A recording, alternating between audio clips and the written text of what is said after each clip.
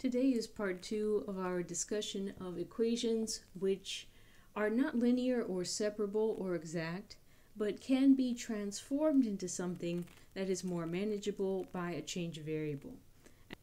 And today we're going to talk about the special case of what's called a Bernoulli equation. So Bernoulli equations are in some sense almost linear. A linear equation had the format y prime plus some function of x times y equals some function of x alone. A Bernoulli equation is like this, except for the fact that it's not just a function of x alone on the right-hand side, it's a function of x alone multiplied by y to some power. So almost linear if it were not for this y to the n on the right-hand side. It is raining very heavily outside right now. Oh my goodness. So with Bernoulli equations, we approach it in the same way. We're going to try and introduce a change of variable that will change this not quite linear equation into one which is linear. And in this case, the change of variables is to introduce a new variable called v, which is equal to y to the power 1 minus n, where n is whatever exponent you're seeing on the n on the right side of this equation here. Set v equals y to the 1 minus n, then go into your equation and change variables.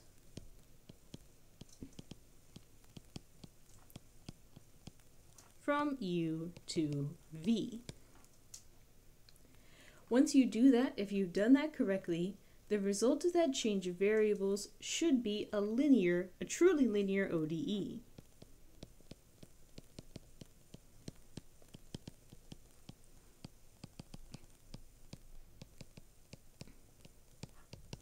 So you then can solve for v using our general technique of integrating factors.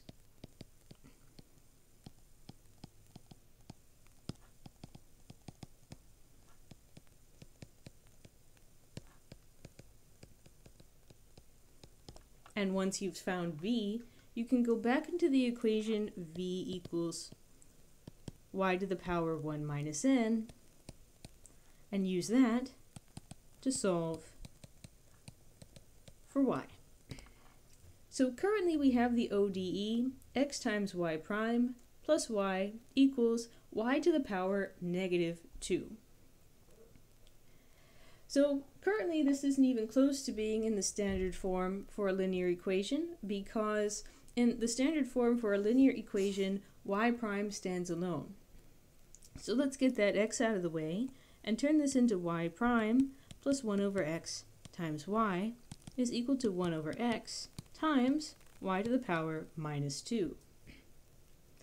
Almost linear. It would be linear if not for this y to the power negative 2 on the right-hand side. So let us go ahead and do a change of variables using n equals negative 2. So v equals y to the power 1 minus n would be y to the power 1 minus negative 2 would be y to the power positive 3. Now, I'm looking ahead, and in order to change variables, not only am I going to have to replace all the y's with v's, but I'm also going to have to replace all the y primes with v primes. So let's figure out what both y and y prime would be in terms of the variable v instead. So if v is equal to y cubed, then y must be equal to v to the power 1 divided by 3. And if I differentiate both sides, y prime would have to be equal to 1/3 v to the power negative 2/3 times v prime. So let's use those two pieces of information in the equation above. Where I see y prime, I'm going to replace it with 1/3 v to the power negative 2/3 times v prime. Where I see 1 over x times y, I'm going to replace it with 1 over x times v to the 1/3.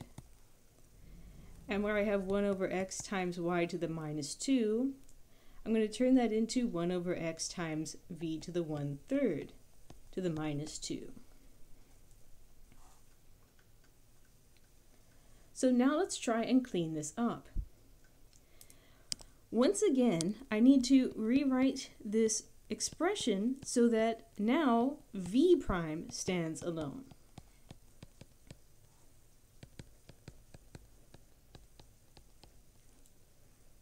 So in this case, I need to eliminate both the 1/3 and the v to the minus 2/3.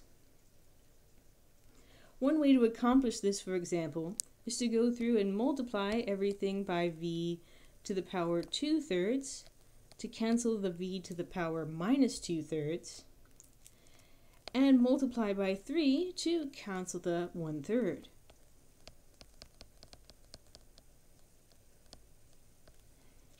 Now when I do this, let's see what happens. We get v prime all by itself, plus what is now 3 over x. If I multiply v to the 1/3 by v to the 2/3, in total I get v to the 3/3, or just v. And then v to the negative 2/3 times v to the positive 2/3 also cancels, and I'm left with 3 over x in that situation as well. Which is fantastic, because now I'm left with an equation which is truly linear. V prime plus a function of x times v is equal to a function of x. So now it's time to use an integrating factor.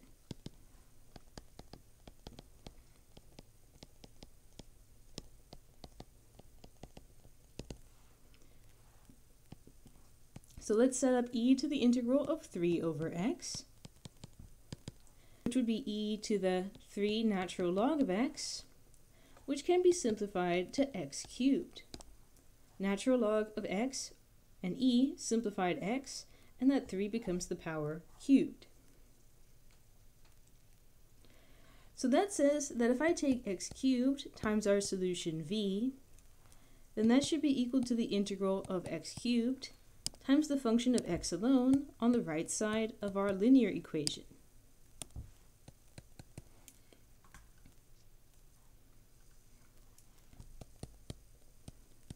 Next step is to evaluate the integral, which in this case I think will be x cubed plus an unknown constant c. And if I then solve this for v, I get 1 plus c x to the minus 3. So now I've found the solution in terms of the variable b. To finish the problem, I need to express the solution in terms of the variable y. So this is when I go back and remind myself that y was the same thing as v to the power 1/3. If I want to get the solution from this equation, all I have to do is take 1 plus c x to the negative 3 and apply the power of 1/3 to that. This is the general format of the solutions to my differential equation. Let's try it one more time. Let's solve the initial value problem y 1/2 y prime plus y to the power 3 over 2 equals 1, with the specific situation that y of 0 should be equal to 4. Once again, we require that y prime stand alone. So let's go ahead and divide everything by y to the power 1/2. So y prime plus what is now y from 3/2 take away 1/2 is equal to y to the power negative 1/2. The power negative 1/2 is equal to our n, which means that our v in the change of variables should be equal to y to the power 1 take away negative 1 over 2. That is y to the power 3 over 2. So y should be equal then to v to the power 2 over 3, which means that y prime should be equal to 2 over 3, v to the power negative 1 over 3, v prime. let's make those substitutions. We have, instead of y prime, 2/3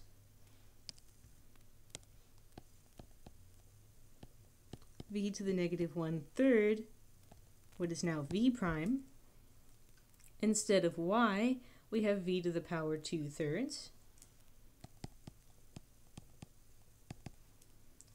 And on the right side, we have, instead of y to the power negative 1/2, we have v to the 2/3 to the power negative 1/2.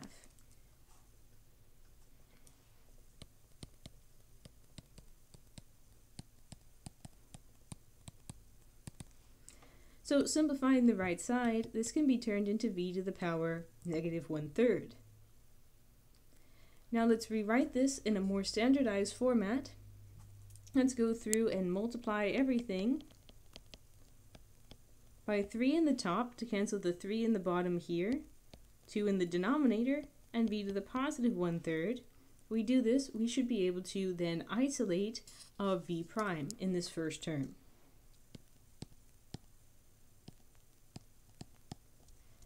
The v to the 2/3 times the v to the 1/3 will become just v. The v to the minus 1/3 and the v to the positive 1/3 will become just 1.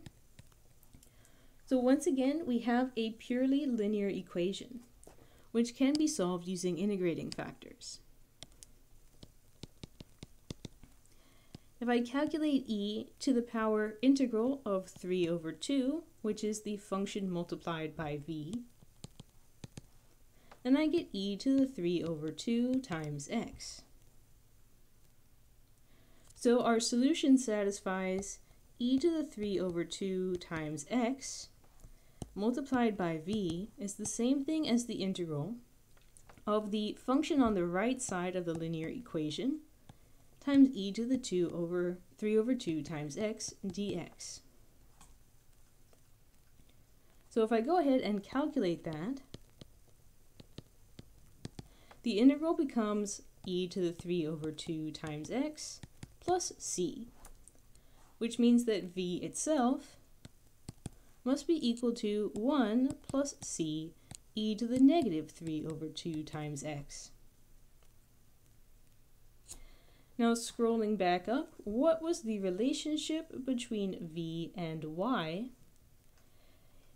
If I take v to the power 2/3, the result is y. So y must be equal to this expression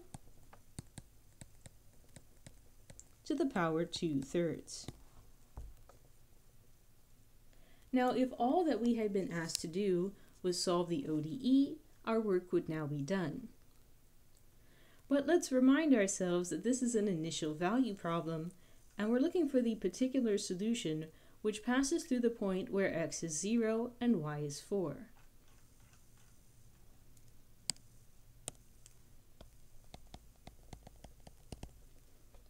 So if I set x equal to 0 and y equal to 4, then I get 1 plus c to the power 2/3 must be equal to 4. So 4 to the power 3/2 must be equal to 1 plus c. 4 to the power 3/2 is 8, and therefore c must be 7. Therefore, the particular solution that we're looking for in our problem is 1 plus 7. E to the negative 3/2 times x, quantity raised to the power 2/3. That concludes today's material. When your differential equation is not quite linear, when the function f of x on the right side is being multiplied by y to some power, then you can transform that equation into a linear equation using a change of variable. Then you can solve for that newly created variable using integrating factors and use that to get your y.